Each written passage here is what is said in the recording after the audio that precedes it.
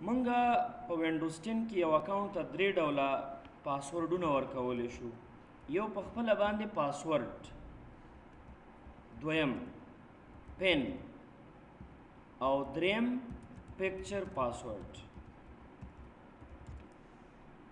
یعنی یو اکاونټ درې ډولونو سره لاک کیږي. که پاسورډ دنه غلط شو نو پن سره داخل شه، که پن غلط شو نو بیا د پکچر پاسورډ سره داخل شه. دا درې طریقې دي. پاسورډ کی مثال ABC 1 2 3 4 داسې لیکو،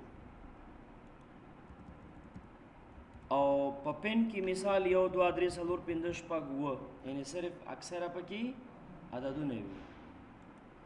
او پکچر پاسورډ چې کوم دی پیټرن پاسورډ دی، لکه په موبایل کې چې مونږه استفاده کوو.